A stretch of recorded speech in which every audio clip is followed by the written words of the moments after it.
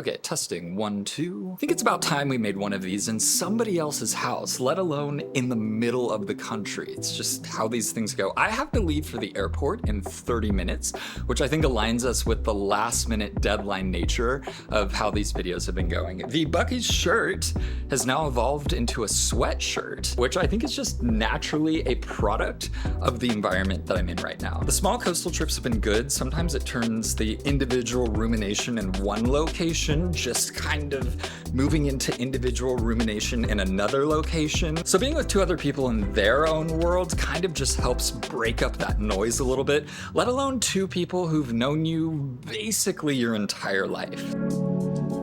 So against every warning sign of a stacked calendar and a nervous system that's fried, I flew to Houston, because why not? Up to this point, the year has just felt like it's been non-stop. There's so many different things I'm trying to figure out all at the same time, trying to solve, and all of a sudden it all kind of just blurs together and I get lost in my head. So of course, at the peak of all the rumination, my friend Cornell calls me and says, hey, you should fly to Houston, let's hang and celebrate Orthodox Easter together. And my nervous system immediately goes, absolutely not, with everything going on right now.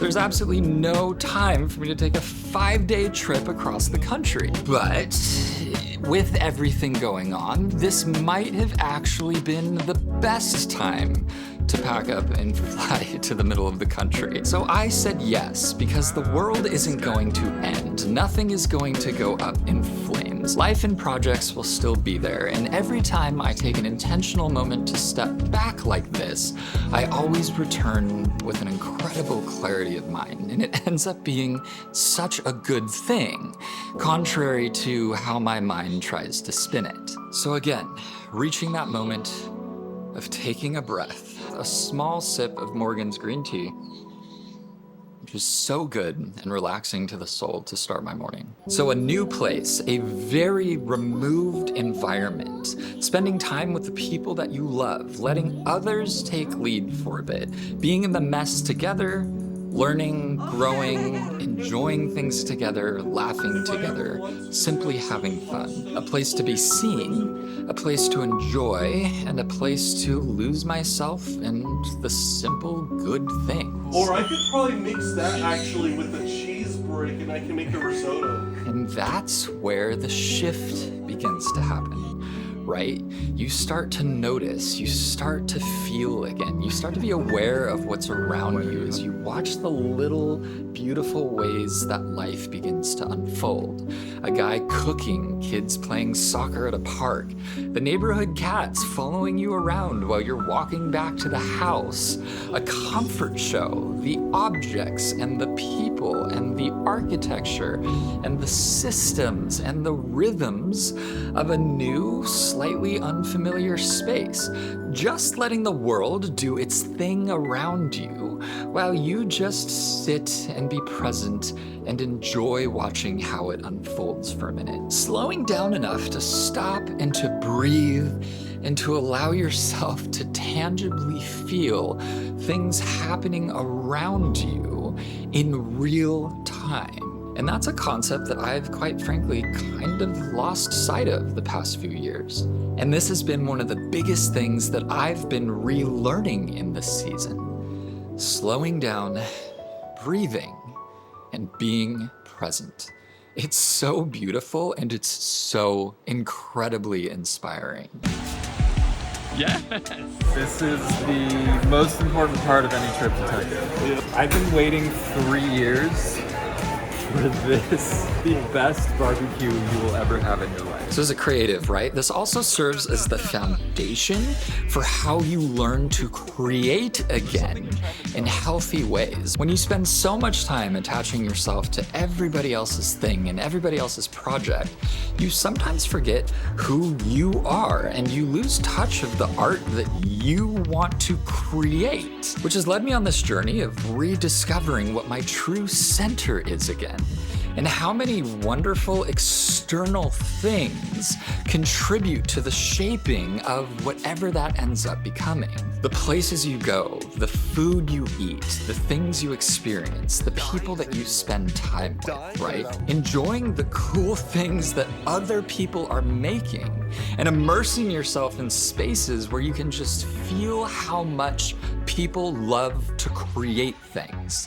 So I think once you kind of just place yourself in those kind of environments and let the room and the space speak to you, wonderful things start to be revealed to you, and you kind of start to take the little pieces of that and form how you want to make moving forward in your own projects and your own art. And there's something so wonderful about that I just love so much. Then that return to self starts to swell up again, and not in that anxious, spinning, ruminating way, but from a place of quiet, from a place of simple observation of the world around you. Like, oh right, this is why we make things. This is why we're here. Feeding my soul through the simple act of observation and inspiration from the things that the people around me are creating. You take all these components of the created universe, right? The people, the day-to-day, the moments, the creativity, the inspiration, and it all points back to the nature of divine creation. And this is the most important part of the pause, right? To realign my faith and to draw closer to the creator that I believe holds every complicated aspect of my life in perfect, organized harmony.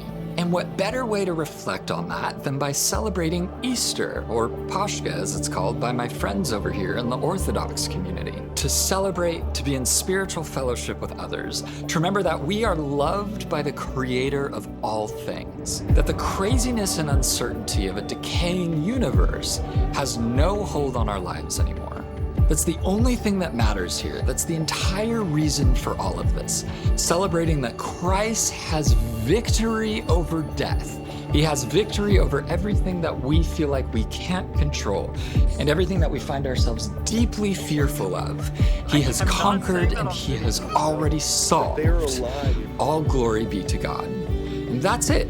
That's the takeaway. There's not a whole lot more to add to this. Get away, spend time with the people that know you. Stop, look around, observe, feel the world around you. Draw closer to the one who made all things. We get so caught up in our own heads that we forget that there's people alongside us that simply remind us that we don't have to be doing this alone. That there's a God that holds every single aspect of our life in perfect harmony and order. And I'm so thankful for that, for friends who know me well, for Houston, for a faith in something so much bigger than anything I could understand. Leaving for the airport in 10-ish minutes. My heart is very full, and I think it's gonna be a good flight home.